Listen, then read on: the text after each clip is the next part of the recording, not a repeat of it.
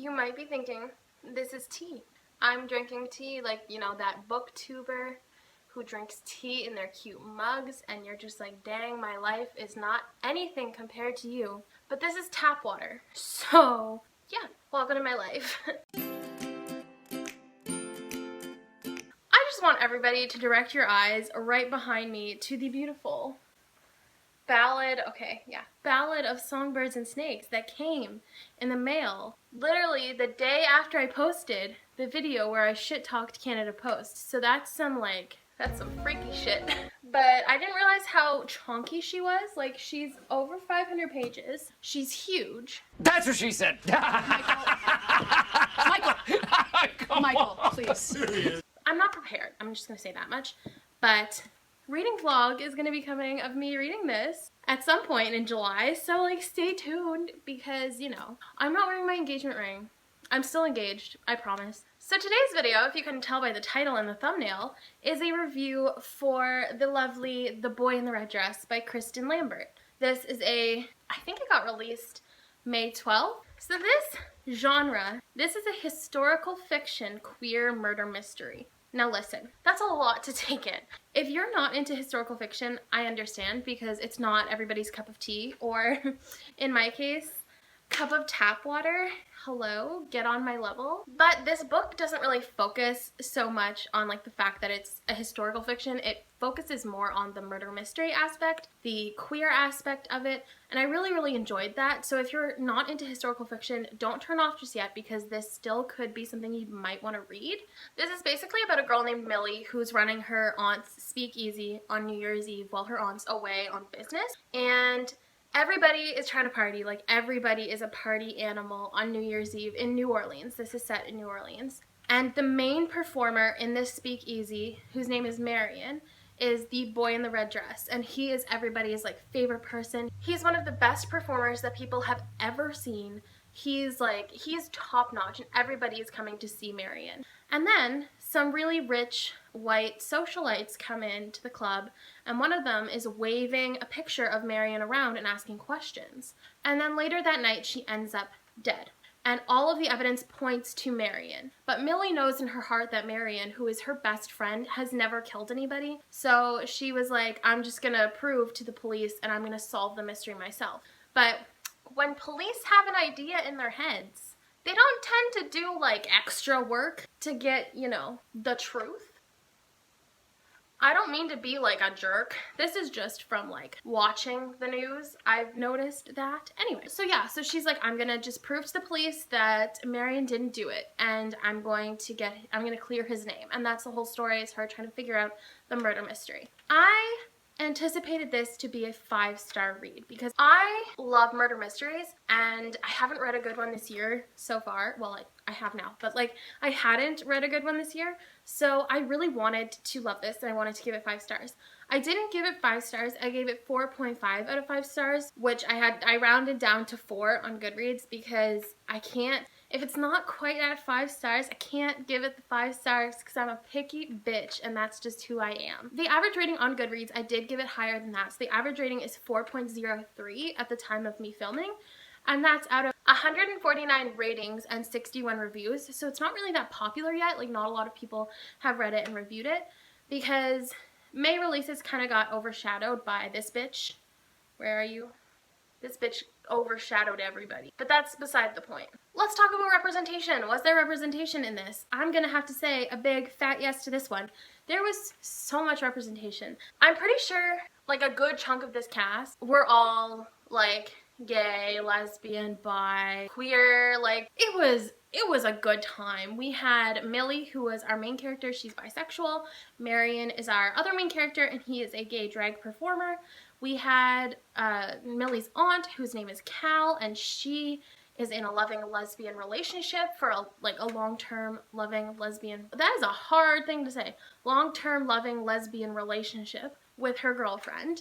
And Olive, who's one of the side characters, is one of Millie's love interests, and it's such a good time. And it was all very, very positive. Like, this book did such a good job at giving people the opportunity to not hide who they were, and I love that because a lot of the times when in a historical fiction, especially set in like 20s to 30s, you can't be who you are. Like, you can't be gay openly. You can't be bi, you can't be a lesbian, you can't be trans, you can't be anything openly. And this book did a really great job at providing a safe space for these people to be openly who they are. And that was one of the things that turned me on to this book to begin with. In terms of content warnings, we have the big obvious one, which is murder, because this is a murder mystery. So that is something to keep in mind. We also do see parental neglect, and we do also see homophobia, because at the end of the day, this is a queer book set in 1930s. So it is going to be a little bit homophobic at some parts, and then in some of the ways that people speak to these people, but overall it was a very positive experience. Let's just dive right into the plot. I enjoyed the plot of this. This is a very plot-driven story because obviously, like, our characters are trying to solve a mystery. So that was the plot. Like, that was it. That was the entire story. It was them trying to solve this mystery. It was done in a really, really tasteful way where each little event gives the reader a piece of the puzzle. But it was so difficult to put that puzzle together. And I didn't put that puzzle together until the main characters did. So that's something I really love in a murder mystery, when it's not so painstakingly obvious that you're just like, okay, come on, like, you couldn't have done anything better than that. You would think it was somebody and you were like, this bitch, like, I know she did it, I know he did it, I know they did it, and then it'd be like, nope, here's the next clue, and you're just like, what the fuck? So I really enjoyed that aspect of it. I thought that was really well done, so I'm giving this plot like an A+. It was superb. Let's just jump into pacing. This is a very fast-paced novel. Like, there were not a lot of pauses because they were trying to solve a murder. They were trying to clear somebody's name before they were sent to prison. So, like, you couldn't stop for a little tea break. You couldn't stop for a little, you know, cup of champagne. Like, you had to keep going, going, going. And my hyperactive brain ate that shit like candy. Like, it was divine. I was like, give me more, give me more, give me more. Like, when a book is slow, I'm just like, wow, like, let's think about, the weather's nice, you know, 1964 had some weird shit happening. It's like, time is an illusion. This entire book, I was so wrapped up in the story, and I was so wrapped up in the events, because it was just one after the other. Like, everything was happening, and I love that. So if you're not into fast-paced, don't read this, because it's a very fast-paced book. But if you are, hi, welcome to the club. Pick up this book. It's great. Now, characters is where I get a little bit salty. So let's talk about, I'm only going to talk about the two main characters, Millie and Marion. I'll start with Millie.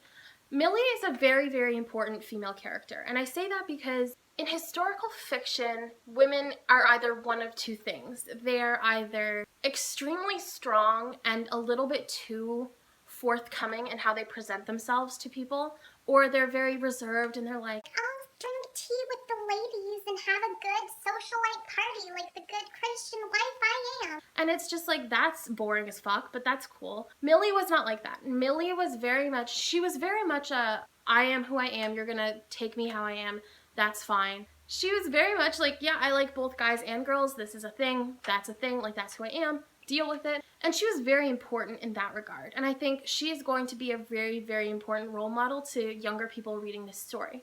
What I didn't love, she was one of those girls who is so, so strong, yet she only ever thinks with her heart. And if you've been watching my videos for a long time now, you might know that I hate that with a burning passion. Like, I hate when that is like how authors portray their female characters, is when, oh, like, they'll just do anything to protect their friend. And it's just like, Millie put herself through so many situations. Like, she wasn't only just jeopardizing her future, but she was jeopardizing her entire life at some points, all for Marion. And it was like, yes, I understand that he's your best friend, but if you spend 5 more minutes, I bet you could think of a plan that made a little bit more sense, and you could probably not risk your life. So, like, that kind of bothered me. That's a character flaw that a lot of people seem to be like, oh my god, yes, queen, like, get it. You're so strong, so courageous. And it's just like, yeah, she's so cool. She jumped in front of a bus. Like, that's, like, bravo, you did something stupid. Good fucking job. No, like, that's not who I am. I'm like, really, like, you couldn't have waited to cross the street instead of running in front of the bus? No, like, you're not that strong. You're just a little stupid. But you are a strong character. You need to calm the fuck down. That's how I feel. Let's talk about Marion. This is controversial. I didn't love Marion as a character. Every single person on Goodreads was like, Marion, I love you, like, yes. and I was just like, did we read about the same Marion? Because Marion is a leech. Marion is a very important part of the story. I'm not trying to say he's not a part of the story, but Marion didn't do anything. Like, Millie had to do so much, and I understand Marion was in hiding, so he couldn't really do that much, but he just sat on his ass and did nothing and then criticized Millie for all the things she was trying to do for him. And I was like, wow, you need to pipe down. Like, you need to simmer your shit before I lose mine. Like, I was just not impressed with his character attitude at all. And I was just like, oh, you're trying to be spicy, but like, you're being rude. Like, you need to calm down. And then this isn't a spoiler. Like, Millie has had a hard family life, and she brings that up, and she says something like she's angry about the past and all that stuff. And Marion, who also had a very bad family life, who left his family to start over, he was like, well, you need to be more forgiving. And it's just like, bitch, you left your whole family for like reasons, but you're not forgiving them. And something I don't want to say equally shitty, but Millie also went through some shit, and now she's doing so much shit for you, and you have the audacity to be like, you need to forgive and forget. Like, no, sir, that's just not how she goes. That's not how it works. As a whole, I loved the side characters. I thought all of the side characters were really well done. There were quite a few characters, so not everybody was very fleshed out, which sometimes, you know what, in a murder mystery, it's fine. You only really need to focus on a certain group of people. But in this case, we see a few people more often than not. So we have Cal, Gladys, Benny, Olive, and Detective Sabatier. And I thought they were all really well done. I thought they added something to the story. They made the story better and more interesting. And when characters make a story more interesting, I really can't complain about them because it's more fun. So yeah.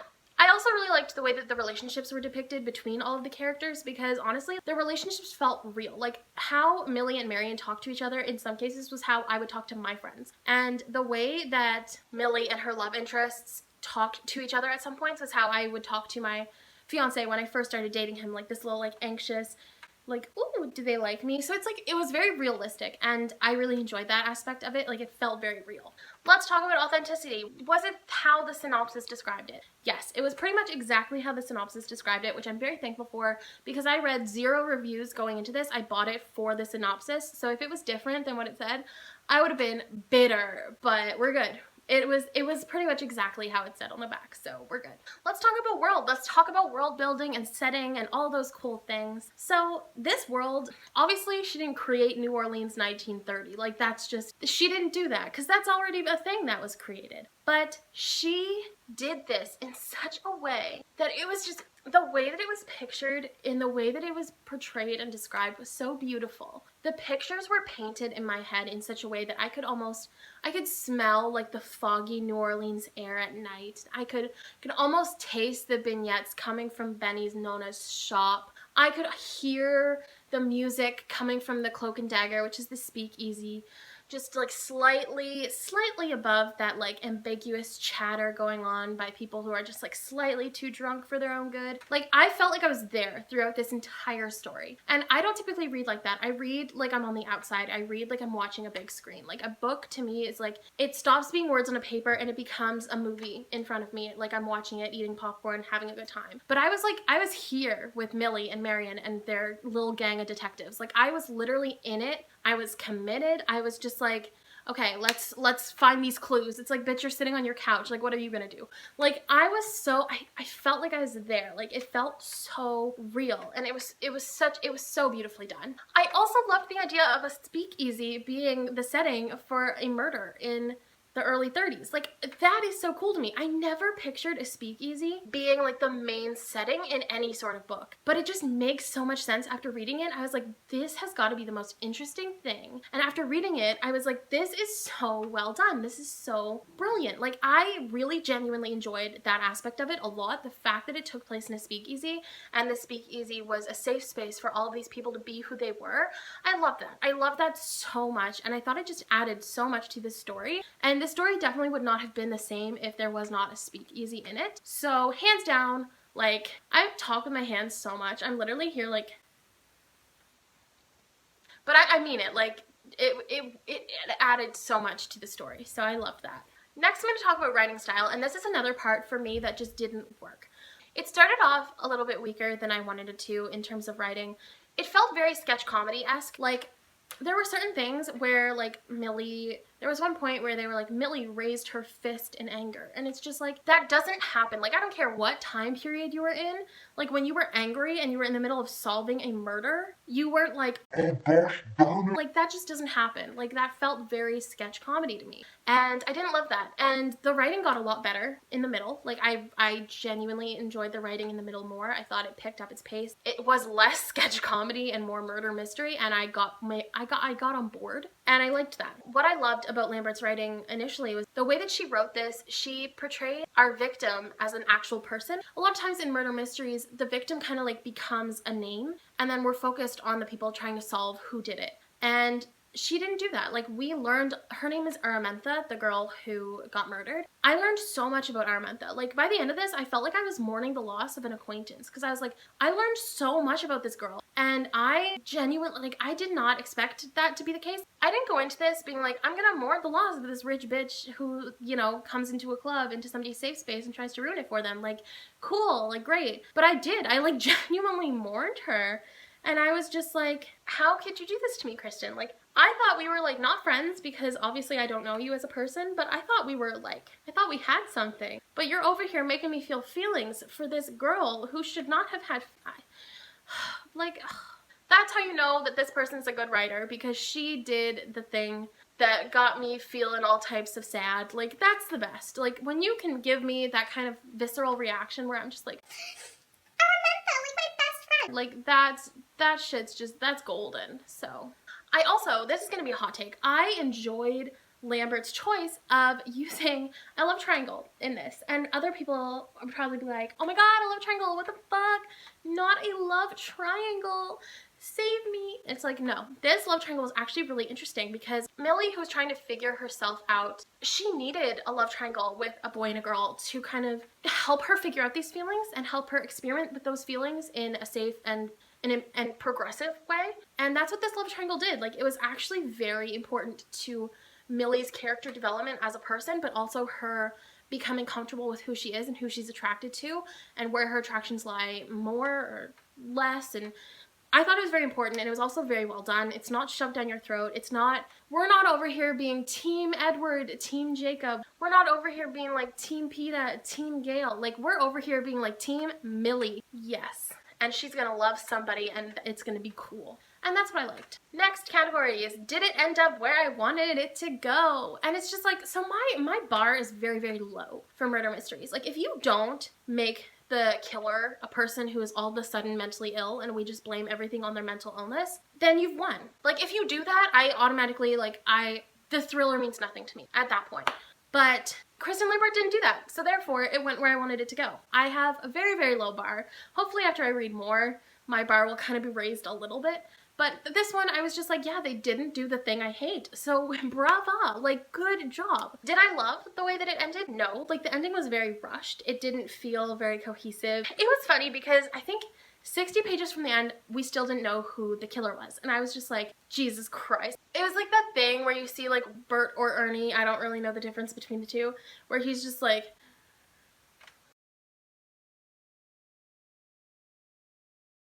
that was me. Because I was like, there is so much that needs to be, like, tied up. Like, this isn't a series, so I need my shit to be tied up tonight. And I was just, it was getting to the point where, like, 40 pages, and we were still, like, we were just figuring out who did it, and I was just like, how are they gonna, like, successfully tie this up? I wouldn't say they successfully tied it up. It wasn't the best ending in the world. Like, it felt very rushed. It felt very much like an ending out of necessity. Like, I feel like if she had made this book an even 400 pages, we would have had the ending we dreamed of, where we kind of understood a little bit more the killer's motives, but also we would have built up the tension a little bit more and the suspense a little bit more during that ending scene. And that just didn't happen. And that bothered me a little bit, but ultimately, like, at first I chalked it up to me reading it at work, so I was just like, oh, I just found it rushed because I was rushing. But I thought about it a little bit more, and I thought about the events that took place, and I was just like, none of that really made sense given what had happened. The book goes like this. Like, it starts off not cute, and then it's just like the highest of highs, and then you're just like, oh no, and it just goes. But that's okay because it was an enjoyable read nonetheless. Finally, I'm just going to say a couple less things. I found a quote that I really liked, and I didn't mark it, but I marked the page number down, so like, progress. It's this little paragraph. It's very, very, very prevalent for what's going on in society right now, and I thought it was very well done. I'd seen cops beat up and haul off a homeless man who was raving on a corner. I'd seen them look the other way when white men turned over a black man's fruit cart and set the oranges and apples rolling into the street. I'd seen cops do good things too, but I didn't like my odds. And I thought that was really, really important because this entire book, there was like an undertone of politics where it was exploring the injustices of marginalized people within the justice system. And I thought that was really interesting, and I thought that was well done. And there were just little things like that. And there was a time where Millie was like, well, why wouldn't you bring that up? Like, you're rich and you're white. Like, they wouldn't have been mad at you. It points to a lot of issues that we're still seeing today. And this was a thing that was very, very much a very prominent part of life for marginalized people in the 20s and 30s. But it's not like it's changed. It's still a very prominent part of marginalized people's lives, and I just thought it tied into the story really well, and I liked the way that they explored this theme of politics and this theme of injustice within our legal system. I thought it was well done, and I think if you're into something like that, you should definitely pick this up because it's not so political that it doesn't make sense. Like, it's not so political that it's just in your face what it means. Like, it makes you think a little bit. It makes you question, like, I don't have to think twice about doing that. But people then and people now do, and that's an issue. And that's what it kind of makes you think about. It did hit very, not close to home for me, but close to home given the situation that's going on in the world right now. And I thought it was very well done and very tastefully done. And also, I just want to point one last thing, that this is a debut novel for Kristin Lambert. And honestly, like, the entire time I was in shock. Because this is probably the best debut novel I've read in my entire life. Like, nobody's this good right off the bat. Like, it was phenomenal. It was such a well done story. The characters were so spot on. The plot was so interesting. Everything made sense. Minus the ending, but we're gonna forgive it today. I really enjoyed this, and I hope you guys give it a chance too, because honestly, like, it was such a wild time, and it got me out of the reading slump I was in, which I'm very thankful for. So I don't have anything negative besides what I already said negative to say about it. So that is my review. I hope it kind of made sense, and I hope you guys will pick this book up and give Kristin the support that she needs, because honestly, this book did not get enough hype for how fantastic it is, because it got overshadowed by something that has an average of like 3 stars. So that's not what I'm here for today. I'm trying to represent this book as best as I can. I don't have a very big platform, but I know that there are people who I follow who would absolutely eat this up. And I think you should definitely give it a shot. And I hope you do. I hope you enjoyed the review, and I genuinely hope to see y'all soon. And until next time, I'm not good at these outros. Bye, readers!